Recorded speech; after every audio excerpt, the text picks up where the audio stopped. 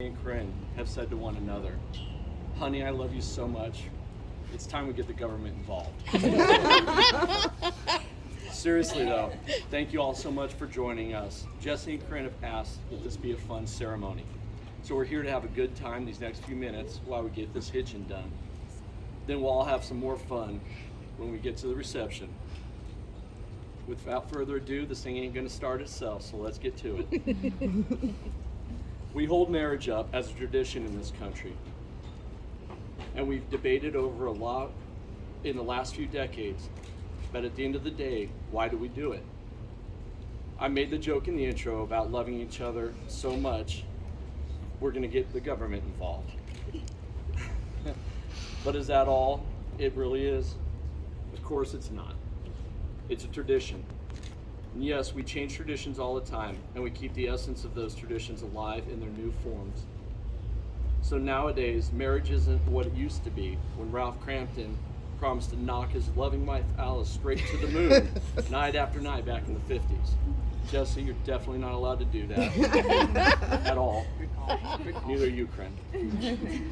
Nobody is allowed to knock anybody straight to the moon, no matter how hairy things get. And there it is, the crux of why we do this marriage thing. Sure, it's a lot of work, and sure, it takes a lot of compromise, but at the end of the day, when you're married, you've got someone to come home to. You've got someone who promised to love you no matter how smelly your socks get, or no matter how bad your mood is, or no matter what the universe decided to drop on your head this week. You've got someone to have spaghetti fights in the kitchen with, someone to laugh at the same silly inside jokes with, and after a while, you'll find that even someone to share a little inside language with. Yeah. We do marriage because it helps to have someone around to walk through life with. Jesse, Corinne, I can't think of two more suited people to go through life together than you two. In the time that I've known you your whole life that is, and you as long as I have known you certainly both have made me smile. And I've seen that your marriage will be built on a foundation of love and trust. And that's the best shot that any of us can give it. You'll need to depend on that foundation of trust and love throughout your marriage. You'll need to be more patient than you've ever had to be before. You'll experience higher highs, lower lows, but you will get through it together for good. With that in mind, I'll check some legal boxes, shall we? All right. Jesse, you take Corinne to be your lawfully wedded wife, to love and comfort her, for better, for worse, for sickness and health, and reap any and all tax benefits for as long as you both live. Corinne, you take Jesse to be your lawfully wedded husband, to love and comfort him, for better, for worse, for sickness and health, and reap any and all tax benefits for as long as you both live. The two have written their own vows. At this time, they're going to exchange their vows. Braxton, rings, please.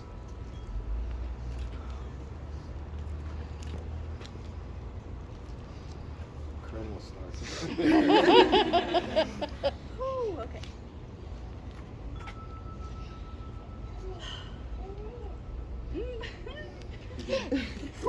Okay. Right now, I'm wishing I had taken public speaking more seriously. I just love you so much, and I don't want to goof this up. First off, I want to say happy 5th anniversary. Just keep saying. Woo!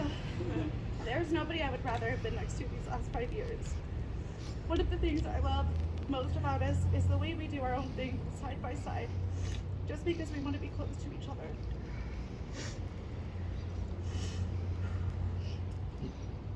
I remember the night we went to that bonfire and you had to climb that 20-foot tree.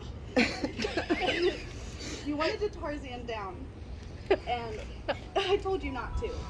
What you didn't realize, and I did realize, was that the tree you were about to use as a catapult for yourself was in fact dead. There's video proof if anybody would like. You proceeded to fall several feet. I promise to be your navigator and sidekick in all life's adventures, even when you don't listen to me. I promise to never watch the next episode without you.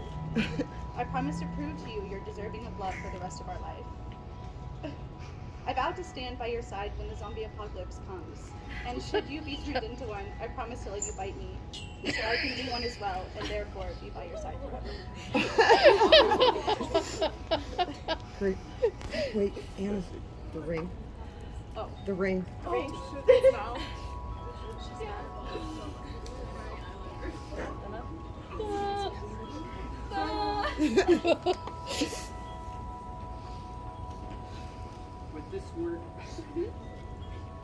With this ring, I promise you that I promise that you'll never have to face this world alone. Today, I promise to be your navigator and sidekick as well, in all life's adventures. I promise to be your best friend and your husband.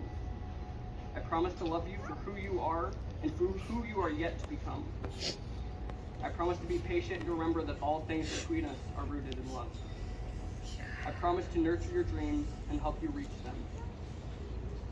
I promise to share my whole heart with you and to remember to show you how deeply I care for you, no matter the challenges that may come our way. I promise to love you loyally and fiercely as long as I shall live. I also promise to unclog the tub, even though only one of us have hair.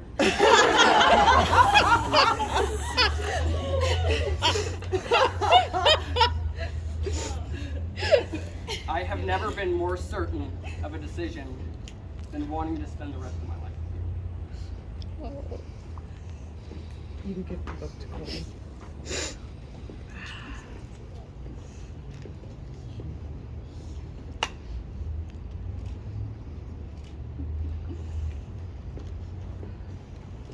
That was good, you guys. After that touching exchange, I guess there's only one thing left to do, and that's for me to do my part. By the power vested in me by the state of Missouri and the Universal Life Church of Ministries, I now pronounce you husband and wife. Go ahead and kiss her.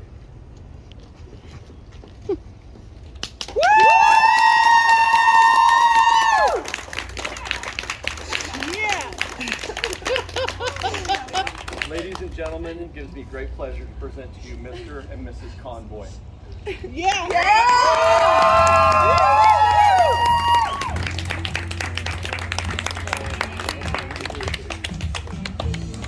Come on.